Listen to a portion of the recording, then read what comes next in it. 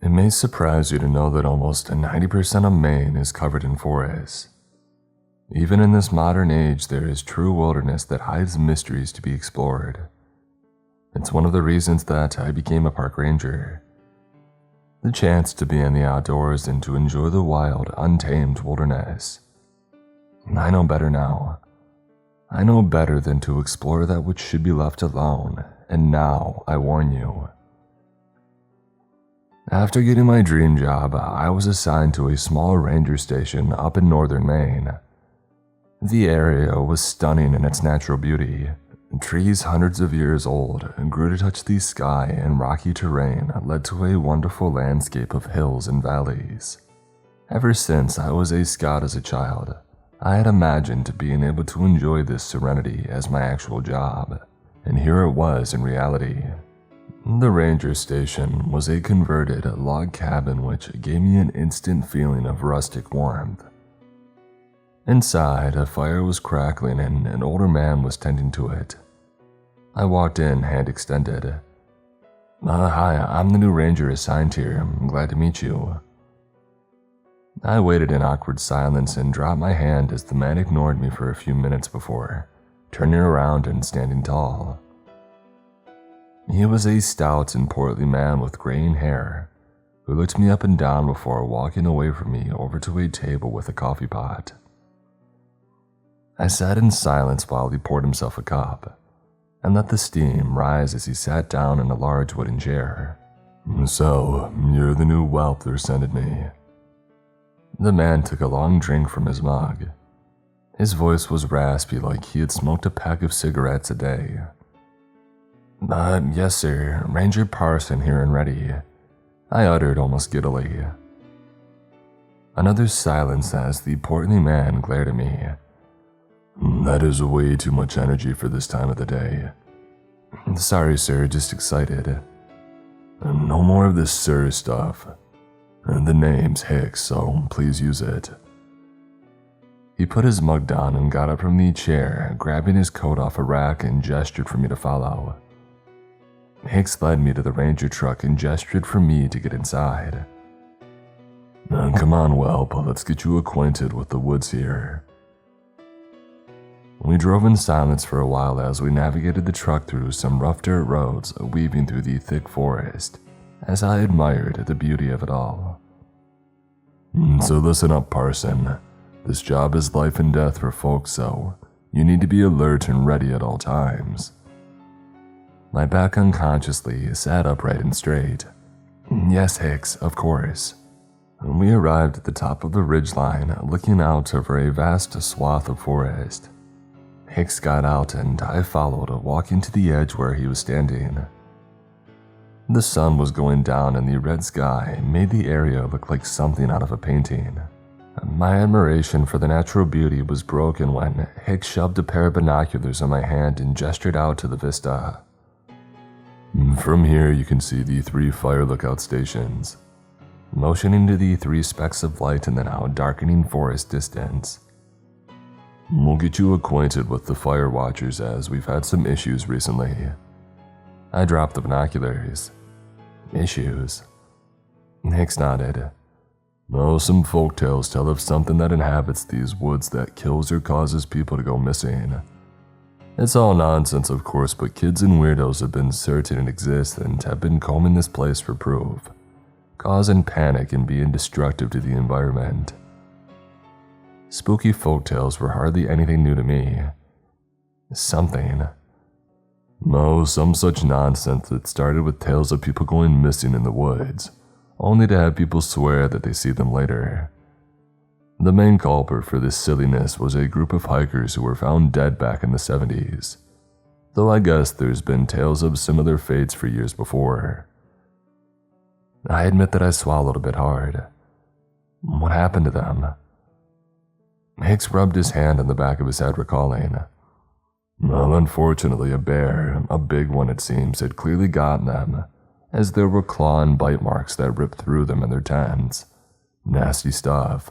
To this day, we'll get reports of people claiming they saw a bloodied hiker, or even an old frontiersman calling out for help with those who go looking for them not returning.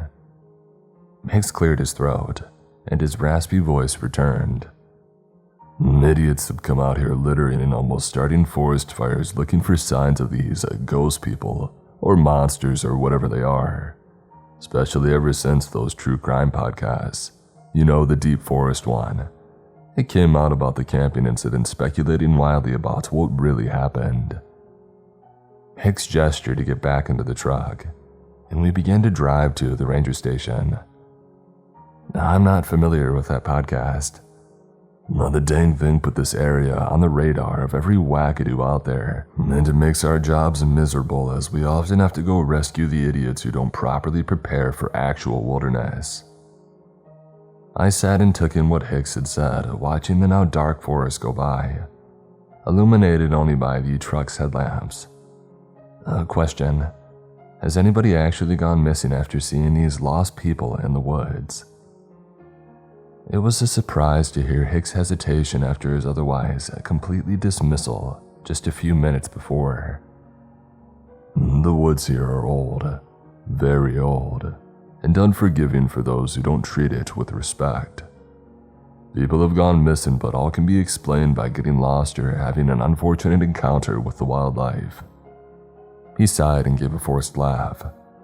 No monsters are out here. The next few months were delightfully uneventful, other than the occasional idiot, as Hicks always called them, getting hurt or needing help. I became friends with one of the fire watchers at Point Alpha by the name of Iris. Her soft voice often called over the radio just to chat at night, about the stars whom she stared at fervently while on her watch. The other two towers checked in but seemed to relish in the isolation, never wanting to engage. And then the day came when a motley group of 6 younger folks made their way up to the ranger station. I say younger as if I'm an old coot and Hicks was clearly rubbing off on me. Almost all were on their phones casting to TikTok or other social media. The guy leading them was lean and sported a short beard, and he walked towards Hicks and I while his compatriots streamed their entry into the woods. Get ready. Hicks' gruff voice mumbled to me. What brings you here today, son? He called out to the young man approaching. Hey there, officers. We are just filing our camping plan. Who tried to shove some papers in Hicks' hands, but he was not bemused and nodding over to me to take them. Oh, we're not officers, son. We're park rangers. Are you sure you folks are ready for a few days in these deep woods? This place ain't exactly the easiest one to camp in. The young man looked almost hurt. Well, that's exactly why we're here, officer. We're doing an on-location episode of our podcast. I'm sure that you've heard of it. You know, the Deep Forest. Any hint of amusement now left Hicks. I see. And what exactly will you all be doing out there? By now, a few of the group had walked over to the young man, and a young woman called out, Hey Josh, is everything okay? I want to get some recordings before we set up camp. Yeah, no problems, just letting the officers know that we're going to be out here. He gestured to the two of us as the young woman took out a small microphone attached to her phone. Cammy, let's start with these 2 officers. Would you 2 tell us what you know of the mystery of the Deep Forest 7? You know, the campers who met grisly ends out here in the wilds, back in the 70s. Shoving the microphone in Hicks' face, Hicks shot daggers in the girl's direction who seemed oblivious. Listen here, good. Josh, was it? You and your little cohort will respect the rules or I will personally throw you out of these woods. Do not camp within 100 feet of any water source. Do not under any circumstances violate the campfire rules. And I better not hear of you all vandalizing these woods. You are expected to return them as pristine as when you went into them. And most importantly, do not dig anywhere. Hicks then turned and walked away back into the cabin, leaving them with me. Oh, well, he was no help. What about you, officer? What strange things have you seen out here? Ever seen any previously missing campers out in these woods? As he said, we are rangers, not officers. There's nothing strange here, just a beautiful but true wilderness. So be safe out there. The girl previously called Cammy pulled the microphone away. I think that'll be a good intro as we cut to our next segment, talking about how the campers thought everything was safe too before being killed. Josh nodded. Well, hey officer, we'll keep the forest all nice and neat and we'll see you back here in 5 days. There's a special spot that we're going to be camping at. Supposedly it's where the center of the forest is. Jogging back to the others, Josh and Cammy joined the cavalcade of social media posting as they began to journey into the woods.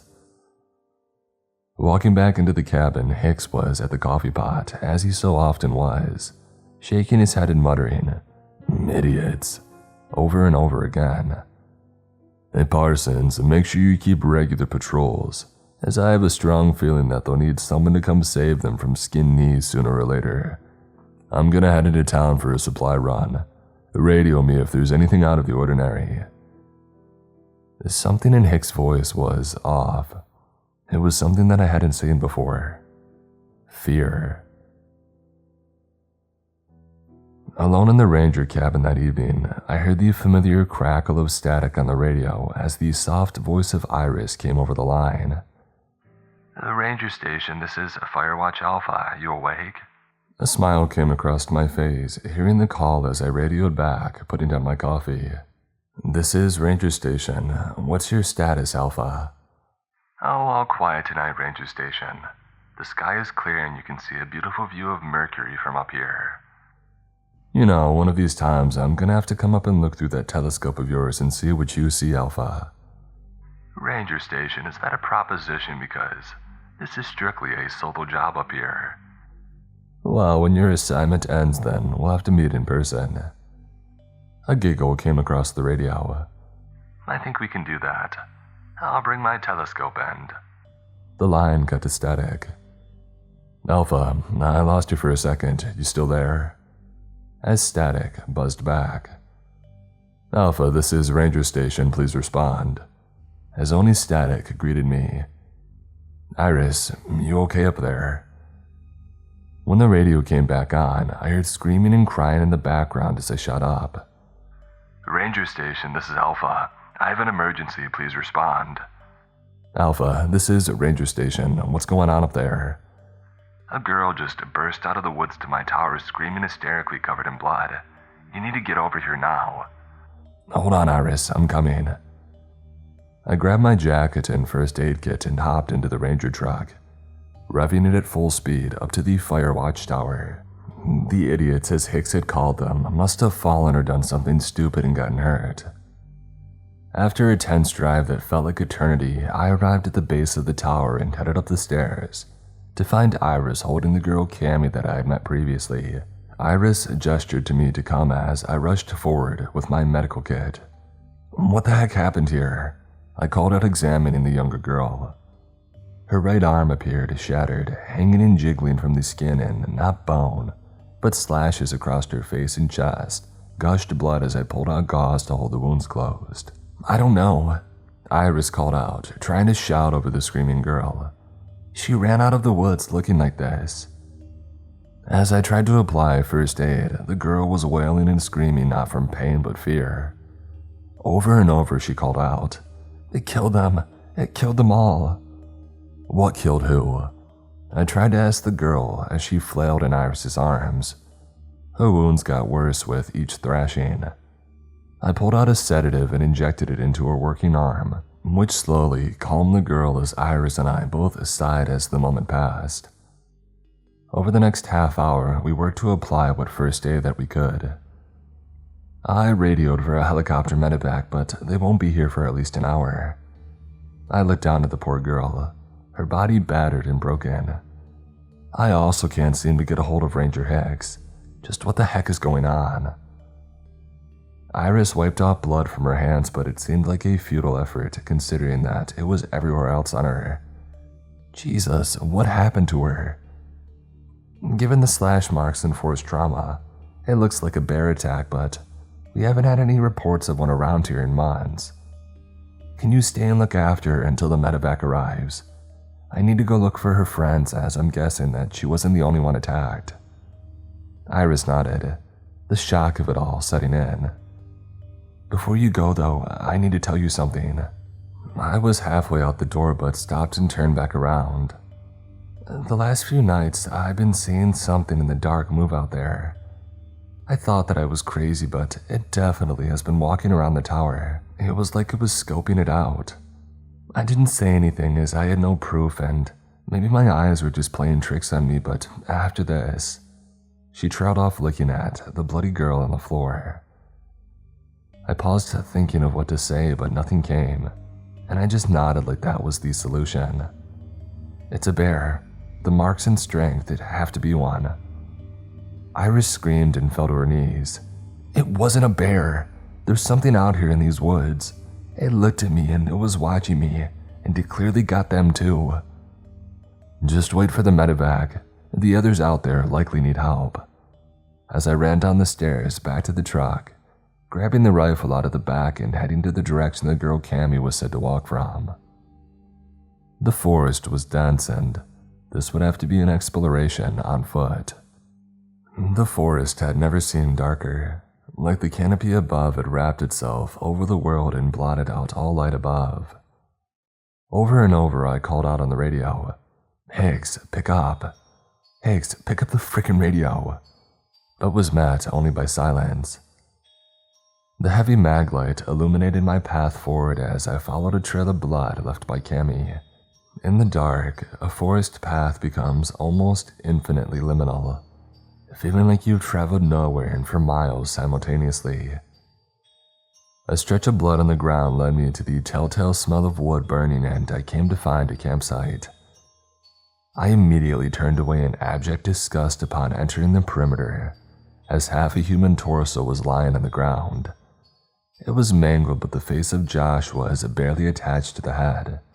Tents were ripped and torn, and at least one more body was lying prone with long claw marks raking its length, with no sign of breath or life. Another was impaled on tree limbs above like it was thrown from the ground. Of the others, I could see nothing. I pulled the rifle off my shoulder, feeling like it was the one thing of control that I had in the moment. But I was nothing but terrified, and each step was labored to take moving forward. A twig snapped and I turned to face the direction of the sound, the gun noticeably shaking in my hands. Hello? I called out as if that was a great question in the situation. Is anyone there? From behind a tree, a figure fell and thudded to the ground as I rushed over. In the light of my flashlight, the portly frame of Hicks was on the ground, bleeding from a large stab wound in his stomach. Oh, heck, Hicks, what are you doing out here? As I pulled off my jacket, trying to place it on his wound as he coughed up blood. I'm sorry, Parsons, I couldn't stop it. I followed them and I tried to scare them off, but I couldn't stop them. Stop what, Hicks? As I saw the extent of his wound, which had punched through seemingly to the other side. What happened? These idiots, they disturbed it. They awoke it before I could contain it. I tried to stop them, but I was too late. I can't believe they found it. I've spent all this time up here trying to keep it hidden, and I failed. Hicks, you're not making any sense. This forest is old, ancient old, Parsons, and a being lives here. It is primal wrath and anger and violence. Coughing up more blood and trying desperately to point to something at the campsite. The sigil there. It sealed it and they disturbed it just like the people before. He grabbed my shirt and pulled me forward. It's going to kill every human in this forest now that it's free. You gotta get out of here. As a clot of blood splattered out and Hicks' breath stuttered to a halt as his eyes sank back with his body going limp. I think I held Hicks' lifeless body for a good 20 minutes before coming back into myself and finally laying him down on the ground. Finally standing up, I walked to the area that Hicks had pointed to in his last moments. The ground was rough and torn with dirt and leaves and sticks showered everywhere. Running my hands through the disturbed soil, a stone effigy of a face was buried in the ground. As I ran my hands over it, more of the stone carving presented itself. It was a carved face made of leaves. The visage was terrible and gave me revulsion upon viewing it. It cracked down the center as I tried to refocus on it, as something was pooling out of the cracks. I touched it and put my fingers into the light to see fresh red blood oozing from the ground, like the forest itself was bleeding. My examination stopped when I heard a scream in the distance, and I darted away from the campsite towards the sound. The scream that I had heard was human, and I heard the telltale whimpering of someone in pain. I pushed through the forest brush, trying to make my way towards these sounds, and when I showed my light, I saw one of the young girls from the group before. She was bloodied and crying in agony. I shouldered my rifle and tried to come to her aid. "Hold on, I'm coming," I called out. The phrase reminded me to check if I still had any first aid supplies, and the moment of hesitation had saved my life. Claws the length of my arm slashed out in front of me, slashing across my face as the girl had vanished, and I fell backwards trying to regain my balance. Looking back up, a form stared down at me, sharing the same look of the stone figure buried before her. A face of leaves with eyes of burning ember shone out as if it peered into my very soul. The long-bladed limbs slashed down at me as I rolled aside from the blow, grabbing my rifle and wildly firing upwards. I'm no marksman, and whether out of luck or skill, a shot hit its face, and the creature screamed an inhuman howl. I wasn't going to press my luck, and I ran. I ran as fast as my legs could carry me, dropping the rifle by accident, but I couldn't look back. I didn't know where I was running in the dark as I just pushed forward, my heart pumping to the extreme with only the flashlight shining ahead. I hit a tree as I ran and fell, tripping over myself, crashing into the dirt. Picking myself up, I found that I was in a clearing, one that I had never seen in the woods before. All along the perimeter, thick trees seemed to have grown to gargantuan proportions. On every tree there were faces, human faces that screamed in eternal agony encased in the bark of the massive trunks. There were hundreds, thousands of faces all screaming to the empty darkness of the forest. Behind me I heard lumbering footsteps as the creature had found me. It moved in the darkness of the trees. Wherever my light showed it, faded and appeared elsewhere. It made not words but sounds that triggered something mnemonic in me. Something in me from when the first mammals appeared on the planet. It was the sound of being hunted. With nothing left to fight with, I made my way through the trees with faces and into the deep forest yet again. Behind me, like a breath of death that clung to my neck, I could feel the creature's claws closing in on me. And then I heard it. The sound of rotors. Changing direction, I darted over brush and bramble trying to get closer to the sounds. I heard my heart in my ears as I ran. With every step, the rustle of leaves came closer. I didn't even notice what had happened at first until I had hit the ground. The adrenaline shock kept me conscious before the searing pain of being cut across my back had finally hit me. It was not just the pain of being cut open, of nerves and blood spraying forward. No, it was the feeling and violence as if such a thing could be quantified stabbing into me. Whatever the thing was wanted so hard for me not to just be cut, but to feel agony, and it succeeded. I fell and heard the rush of rotors, and time seemed to stop for me. I was doomed now, and I was so close to escape that it was all for naught. The forest itself seemed to delight in my pain, as if the blood cascading from my back had nourished the ground floor, securing on the crimson ichor flowing from my body. My eyes blinked for a moment as suddenly the dark forest was illuminated. A flare from where I could not see, but the last thing that my conscious mind remembered was seeing a person standing aiming a weapon at the thing behind me. My world faded into darkness. I awoke in a hospital bed, my sense of time lost. My body was bandaged to the point that I looked like I was about to receive a royal burial in a pyramid. Over the next few days, I was interviewed by the local police, the FBI, and I'm sure half a dozen other agencies whose questions I could give no answer to. I had learned the medical crew would find the girl Cammy in the watch station badly beat up. but she appears to have survived, though, in a near catatonic state. The other members of the Deep Woods podcast were either dead or missing. The news media had feasted the story with wild speculation, but it was all chalked up to a bear attack as it had been before. Of Iris, there was no trace. The fire watcher was missing along with the others presumed to have been gotten by the wild bear. A massive search and rescue was initiated, but no survivors were found. When I was well enough to walk, I went with the search party.